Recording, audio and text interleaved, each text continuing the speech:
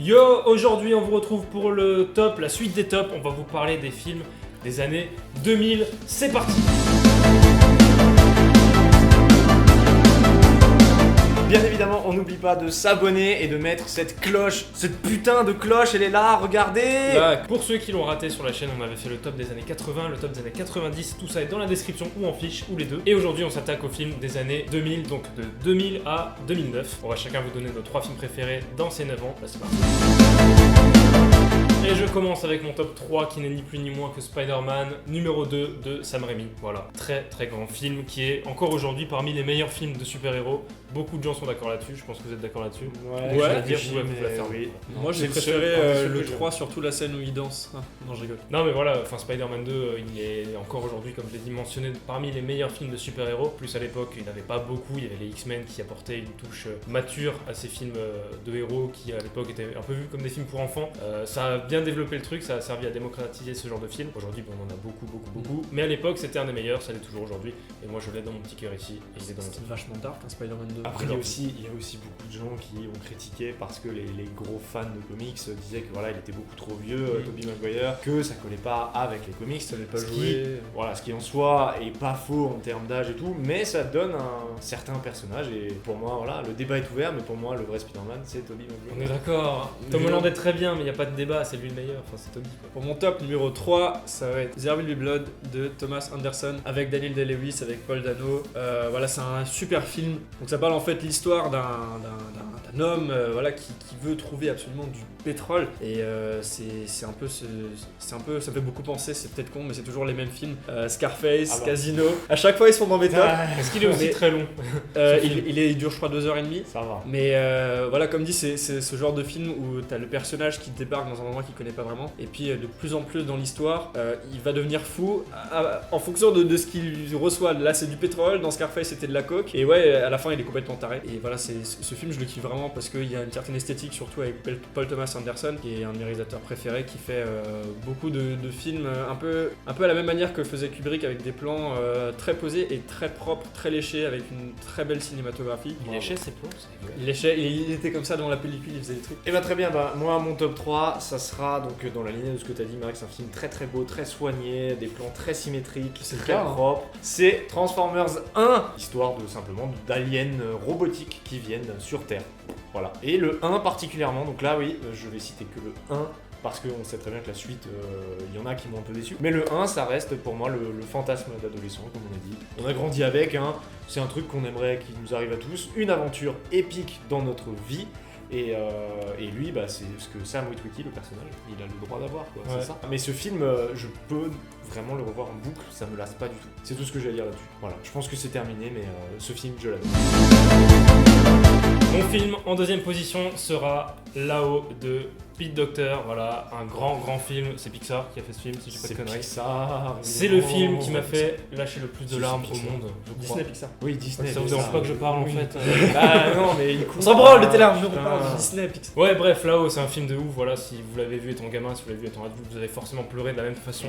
Voilà, parce que ça touche tout le monde de la même manière. Ça parle de ce petit gamin qui est scout, qui veut aider une personne âgée, et au final, il se retrouve embarqué dans des aventures de fou, avec cette maison qui décolle, avec les ballons, avec les chiens qui parlent. C'est génial, ce film est fou. Oui, mais c'est pas possible en vrai. Et des jouets qui parlent, c'est possible. Oui, ça, c'est possible. C'est le même mec qui a fait. Non, ce qui est intéressant, contrairement à d'autres films, c'est que généralement tu pleures à la fin du film. Là, c'est au début. Et Ouais. moi, je trouve que le début est beaucoup plus triste que la fin. Vraiment, les En fait, premières minutes. Elle est horrible. Les premières minutes, c'est un court-métrage à part entière Ouais. dans le film. La musique mixée avec ce qui se passe parce que tu suis la vie. Franchement, la musique de ce film, elle est horrible. Vraiment, parce que c'est des petites notes de piano. Ah, genre il ne faut pas regarder ce film si tu viens de perdre quelqu'un ou si tu viens d'être plaqué. Enfin bref, Là-haut, si vous l'avez pas vu, je sais pas comment vous faites pour exister encore un peu. Voilà, donc allez le voir, rattrapez-vous. En fait, si ça avait marché, la maison elle aurait fait. Tu vois. Tu peux laisser un peu de magie dans mon Bah, enfance, s'il te plaît. désolé. Espèce de. Parce que c'est vrai que des robots qui parlent, c'est possible. Ouais. Et pour moi, mon top 2, ça va être Into the Wild de Sean Penn. Attends, Ok. Sean Penn, ouais. Sean Penn. Oh là, tu veux quoi? Mais Sean Penn, le mec qui joue dans tous ses films. Eh ben oui, C'est lui qui a c'est lui réalisé qui a réalisé ce Le film. mec qui meurt partout.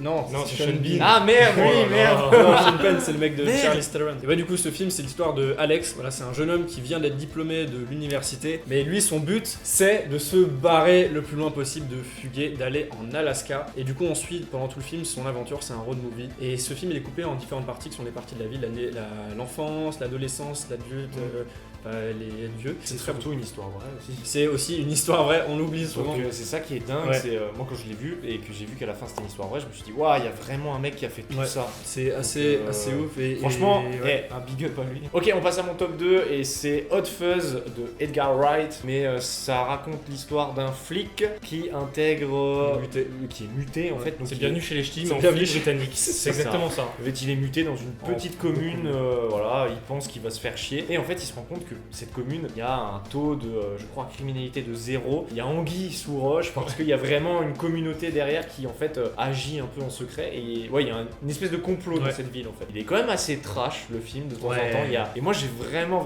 adoré. Et vraiment, ce que je kiffe le plus, c'est certainement le dénouement. C'est un climax de fou où tu jouis de bonheur quand tu vois tout ce qu'il y a comme baston et tout. T'es en mode, waouh, ça fait du bien, en fait. Et c'est une fin très satisfaisante. Mais je crois que ce film, c'est une des Edgar plus grosses claques de ma vie en termes de montage.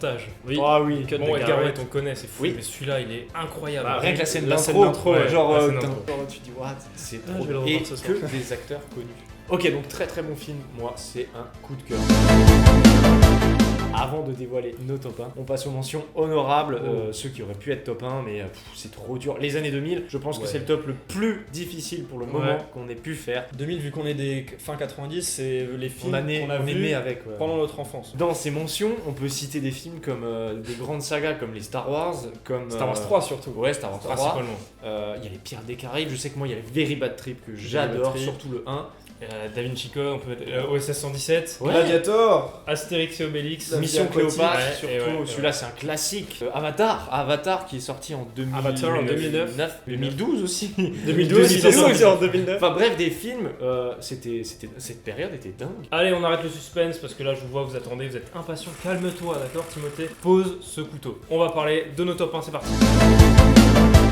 Mon film en première position, c'est The Dark Knight de Christopher Nolan. Voilà, il n'y avait pas beaucoup de suspense. Enfin, c'est un des plus grands films de la décennie. On a The Dark Knight, voilà, parce que la réalisation de Christopher Nolan, parce que Heath Ledger en Joker, parce que Christian Bale était fantastique aussi. C'est un des scénarios de films de super-héros les plus travaillés, parce qu'on a des intrigues politiques, on a le côté héroïque, on a le vilain qui a un plan, qui n'a pas de plan en fait, mais qui fait plein de trucs. Et puis mention spéciale à la musique de ce film, composée par Hans Zimmer, fantastique. Toutes les musiques de Hans Zimmer, elles marquent tous les films. Il n'y a pas un film, je crois. Enfin bref, The Dark Knight, chef-d'œuvre, voyez-le si vous ne savez pas déjà. Et justement, mon top 1 à moi, c'est Lost in Translation de Sofia Coppola. C'est avec Bill Murray et Scarlett Johansson quand elle était jeune et qu'elle Bill faisait Murray n'était pas vieux. des films. Quand Bill Murray était déjà vieux, ouais. Ça raconte l'histoire de deux personnes. Donc, on a le personnage de Bill Murray qui lui est un acteur connu qui fait des publicités mais qui est vachement déprimé. Et de l'autre côté, on a le personnage de Scarlett Johansson qui elle est dans une relation avec un mec avec qui elle est pas trop sûre. Tu vois, elle est un peu en mode, je sais pas. C'est ultra, il y a une tension sexuelle. Du flirt en plus. C'est ça, il y a une tension sexuelle entre les deux, mais à aucun moment il va vraiment se passer quelque chose, et ça c'est assez fou.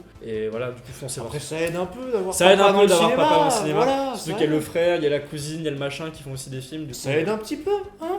On va pas se le cacher. Hein. Ok, et on termine par mon top 1 à moi, tout seul. Hein. C'est Ah mon- bon, j'ai cru. C'est le Seigneur des Anneaux 3, le retour du roi, même si, comme dit, je vais pas mourir. Même si, comme dit, pour moi, le Seigneur des Anneaux, c'est un seul film, on connaît la musique, comment présenter Eh, ça. vous connaissez, c'est bon. C'est l'histoire d'hommes qui... C'est 4 péclos qui viennent d'une bourgade un peu dégueulasse, rencontrent un mec un peu bizarre. Clodo qui fait de la magie.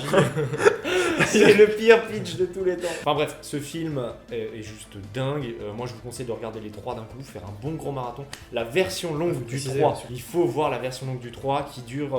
il y a 45 minutes en plus, rien que pour la bataille du... Mais il y a quand même de 3 heures Minas Tirith. de bataille dans ce film. hein. Bah ouais, non mais franchement, ce film, résumé en un truc, ça serait le discours d'Aragorn à la fin. Enfin, c'est beau. Moi, je pleure à chaque fois. Hein. Dès qu'il y a ça, n'est pas Ouais, C'est c'est ça, ça. tu vas pleurer, t'es fou. Moi, je pleure à chaque fois. il pleure d'un poil. Non mais Le Seigneur des Anneaux 3, bref, il n'y a plus besoin de le présenter, c'est un film qui a marqué le cinéma. C'est tout ce que je pouvais dire sur mon top 3. Et vous, c'est quoi votre top 3?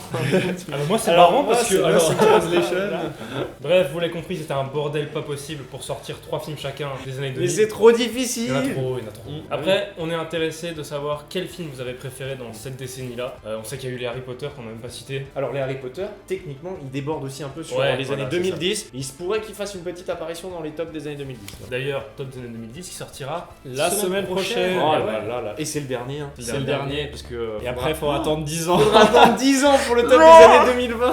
Aïe aïe aïe. On se revoit dans 10 ans. Bon, n'hésitez pas à dire ce que vous avez pensé de ça dans les commentaires. Nous, on répond à tout le monde, ça c'est sûr. N'oubliez pas de vous abonner, de mettre la petite cloche pour ne pas louper nos prochaines vidéos. Je sais qu'on se revoit normalement dimanche. Nous, on se retrouve bientôt pour de nouvelles aventures. Allez, ciao. Ciao.